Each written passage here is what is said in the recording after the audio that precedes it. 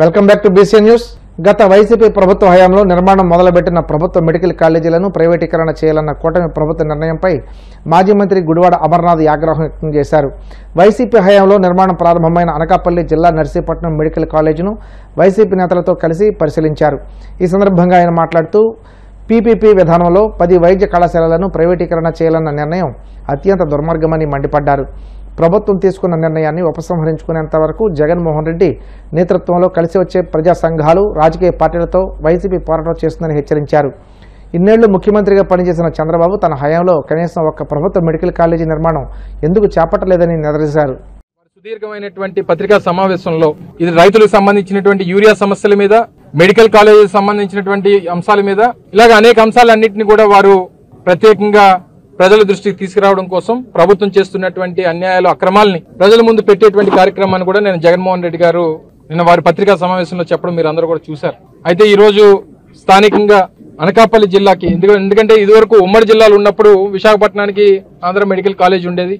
ఆ రోజు మా హయాంలో జిల్లాల పునర్విభజన అయిపోయిన తర్వాత 26 జిల్లాల్లో కూడా 26 మెడికల్ కాలేజీలు ఉండాలి. అప్పటికే రాష్ట్ర ప్రభుత్వంలో ఉన్నటువంటి కేవలం 11 మాత్రమే ఉన్నాయి.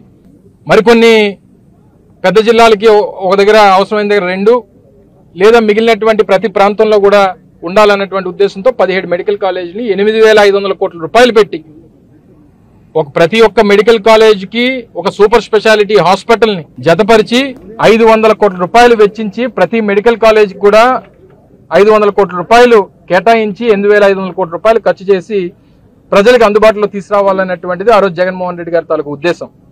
గతంలో మీ అందరికీ తెలుసు, విజయనగరం కానీ, మచిలీపట్నం కానీ, ఇలా 5 కాలేజీలని మేము ప్రభుత్వంలో ఉండగా జగన్మోహన్ రెడ్డి గారు ముఖ్యమంత్రిగానే ప్రారంభించారు. క్లాసెస్ నడుస్తూ ఉన్నాయి.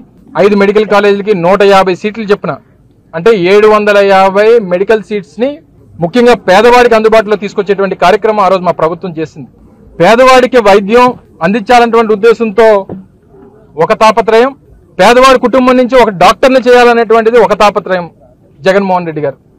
పేదవాడికి ఉచిత వైద్యం, ఉచిత విద్య వారికి అందుబాటులో తీసుకొని వస్తే వారు రేపు భవిష్యత్తులో రాష్ట్రానికి, మన ప్రాంతానికి ఉపయోగపడతారు, వారి కుటుంబాల పేరు నిలబెడతారు, వారు పుట్టినటువంటి ప్రాంతాన్ని పేరు నిలబెడతారు అనేటువంటి తాపత్రయంతో జగన్మోహన్ రెడ్డి గారు పనిచేశారు.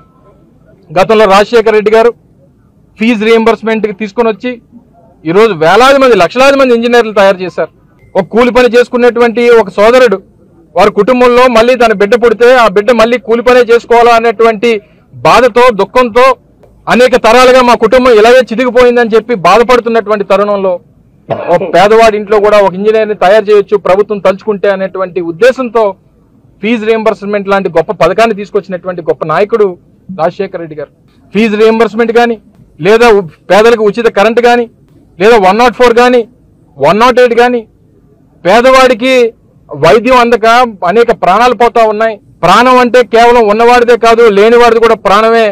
వాడిని కూడా కాపాడాల్సినటువంటి బాధ్యత ప్రభుత్వంగా నా మీద ఉంది అని చెప్పి ఆ రోజు రాజశేఖర రెడ్డి గారు ఆలోచన చేసి ఆరోగ్యశ్రీ స్కీమ్ తీసుకుని వస్తే ఈరోజు దేశవ్యాప్తంగా అన్ని ప్రభుత్వాలు కూడా దాన్ని ఇంప్లిమెంట్ చేయాల్సినటువంటి పరిస్థితి వచ్చింది. అంత ఆదర్శంగా నిలబడ్డారు. దాన్ని కంటిన్యూ చేస్తూ స్వతంత్రం వచ్చిన తర్వాత ఉమ్మడి రాష్ట్రంలో కేవలం 11 మెడికల్ కాలేజీలు మాత్రమే ఉన్నాయి. కేవలం 11 కాలేజీలే. ఈరోజు మాట్లాడుతున్నటువంటి ముఖ్యమంత్రి గతంలో 2019 ముందు 3 సార్లు ఈ రాష్ట్రానికి ముఖ్యమంత్రిగా పనిచేశారు. 14 సంవత్సరాలు, అటు 9 సంవత్సరాలు ఉమ్మడి రాష్ట్రంలో, రాష్ట్ర విభజన జరిగిన తర్వాత 5 సంవత్సరాలు, 14 సంవత్సరాలు ఈ రాష్ట్రంలో ముఖ్యమంత్రిగా పనిచేసినప్పుడు ఎందుకు రాలేదు మీకు ఈ ఆలోచన? ఎందుకు ప్రభుత్వ మెడికల్ కాలేజ్ స్థాపించాలనేటువంటి ఆలోచన ఎందుకు రాలేదు? పేదవాడికి వైద్య విద్యని అందుబాటులో తీసుకురావాలనేటువంటి ఆలోచన ఎందుకు రాలేదు? ఎన్టీఆర్ జిల్లా కంచికచర్ల మండలం పరిటాల గ్రామంలో ఇటీవల జరిగిన సంఘటన నేపథ్యంలో ఎలాంటి అవాంఛనీయ ఘటనలు జరగకుండా పోలీసులు ఫ్లాగ్ మార్చ్ నిర్వహించారు. నందిగామ రూరల్ ఇన్స్పెక్టర్ చవన్ ఆధ్వర్యంలో quick reaction team, task force, APSP దళాలు, వజ్ర వెహికల్ రిటైర్ ఎక్విప్మెంట్ కలిసి ఈ కార్యక్రమాన్ని చేపట్టారు. గ్రామ ప్రజలు భద్రతకు తాము కట్టుబడి ఉన్నామని పోలీసులు తెలిపారు. పని మనిషిగా పనిచేస్తున్న ఆ ఇంటిలోనే చోరీకి పాల్పడిన నిందితురాలను కాకినాడ 1 టౌన్ పోలీసులు అరెస్ట్ చేశారు. స్థానిక పోలీస్ స్టేషన్లో ఏర్పాటు చేసిన మీడియా సమావేశంలో సిఐ నాగదుర్గారావు కేసు వివరాలు వివరించారు. కాకినాడ బాలాజీ సెంటర్ సమీపంలో కొమ్మిరెడ్డివారి వీధిలో 60 ఏళ్ల బత్తుల కనకదుర్గ, ఆమె కుమార్తె ప్రశాంతి నివాసం ఉంటున్నారు. ఈ నెల 2వ తేదీన 183 గ్రాముల బంగారు ఆభరణాలు, 1,00,000 రూపాయల నగదు అపహరణకు గురైనట్లు ఇంటి యజమాని పోలీసులకు ఫిర్యాదు చేశారు. సీసీటీవీ ఫుటేజ్ ఆధారంగా నిందితురాలని గుర్తించి అరెస్ట్ చేసినట్లు సిఐ తెలిపారు. ఈ 2/9/25 తేదీన కాకినాడ బాలాచెరువు దగ్గరలో ఉన్న కొమ్మిరెడ్డి వారి వీధిలో నివాసం ఉంటున్న బత్తుల కనకదుర్గ వైఫ్ ఆఫ్ ఉదయ సూర్యనారాయణ గారు లేటు వాళ్ళ ఇంట్లో మనకి గ్రేవ్ అఫెన్స్ దొంగతనం జరిగిందని చెప్పి మనకి కంప్లైంట్ ఇవ్వగా దాంట్లో సుమారు 257 గ్రాములు బంగారం పోయిందని చెప్పి మనకి ఆవిడ రిటర్న్గా కంప్లైంట్ ఇవ్వగా వెంటనే మా ఎస్పీ గారైన శ్రీ బిందుమాధవ్ ఐపీఎస్ గారి ఆదేశాల మేరకు మా ఏఎస్పీ గారైన శ్రీ పాటిల్ దేవరాజు గారి పర్యవేక్షణలో 1 టౌన్ సిఐ నేను, అదేవిధంగా క్రైమ్ సిఐ గారు కృష్ణ గారు, వాళ్ళ సిబ్బంది అందరూ టీంల కింద ఏర్పడి టెక్నికల్ నాన్ టెక్నికల్ అన్ని రకాలుగా ఆస్పెక్ట్లో మేము దర్యాప్తు చేసి దొంగతనానికి పాల్పడిన వాళ్ళ ఇంట్లోనే పనిచేసే Vanamadi Jagadamba alias Bulli, daughter of Satyababu, age 28 years, caste by Agnikula Kshatriya, Jagannathapuram సంబంధించిన ఉండే ఈరోజు మనం అరెస్ట్ చేసి ఆవిడ దగ్గర నుంచి ఈ దొంగతనానికి సంబంధించిన పాల్గొన్న ప్రాపర్టీ గోల్డ్ 183 grams గోల్డ్, అదేవిధంగా క్యాష్ 1 లక్ష రూపాయలు ఆవిడ దగ్గర నుంచి మధ్యవర్తుల సమక్షంలో సీజ్ చేసి ఆవిడని అరెస్ట్ చేసి ఈరోజు గౌరవ థర్డ్ ఏజిఎఫ్ఎం కోర్టులో రిమాండ్ నిమిత్తం పంపించడం జరిగింది. దీనిలో పాల్గొన్న మా సిబ్బంది అందరికీ, మాకు అదేవిధంగా క్రైమ్ సిబ్బంది అందరికీ కూడా మా జిల్లా ఎస్పీ గారు ప్రత్యేక అభినందనలు తెలియజేయడం జరిగింది. ఈవిడ వీళ్ళ కంప్లైంట్ గారి ఇంట్లో దగ్గర ఒక 10 years నుంచి వీళ్ళకి యాక్చువల్గా కంప్లైంట్ వాళ్ళకి ఒక బట్టల షాప్ ఉంది.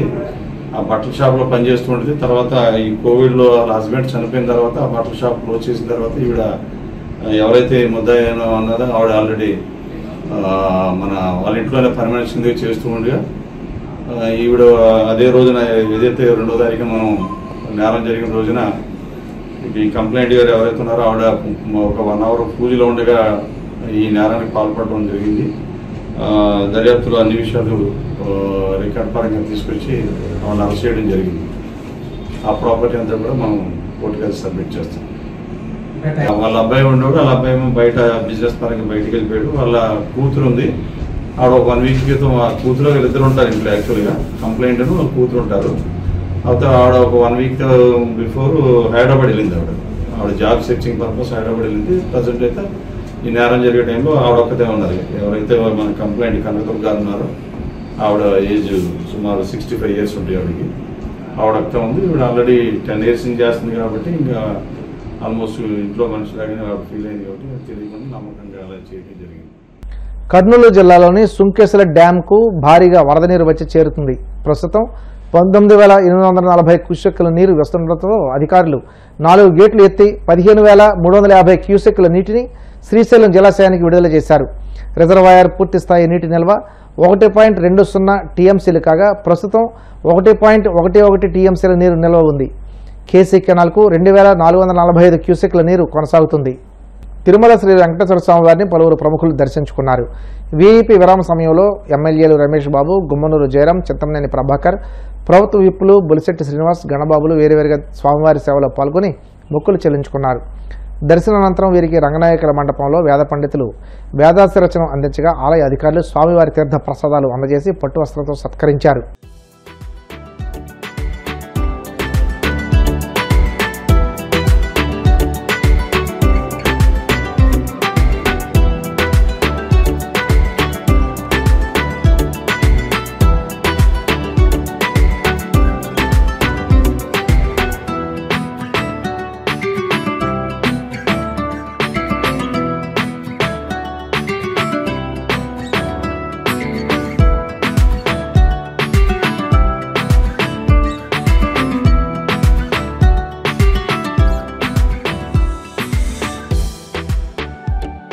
వార్తలు ముగించే ముందు ముఖ్యాంశాలు మరోసారి. వైద్య ఆరోగ్య శాఖపై చర్చకు మాజీ ముఖ్యమంత్రి జగన్మోహన్ రెడ్డి సిద్ధమా? వైసీపీ అధినేతకు మంత్రి సత్యకుమార్ యాదవ్ సవాల్.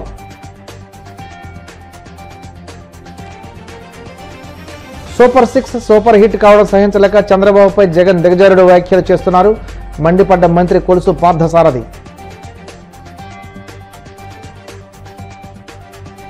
జగన్ అంటే అబద్ధాల పుట్ట, మోసాల దిట్ట, అవినీతిలో పరాకాష్ట, నిప్పులు చెరిగిన విజయనగరం ఎంపీ కలిశెట్టి అప్పలనాయుడు.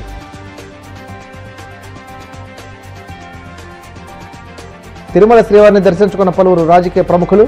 ఆలయ మర్యాదలతో స్వాగతం పలికిన అధికారులు. ఈ వార్తలు ఇంతటితో సమాప్తం. మరిన్ని వార్తల కోసం BCN digital YouTube channel, Facebook page follow అవ్వండి. అప్డేట్ వార్తల కోసం ప్లీజ్ సబ్స్క్రైబ్.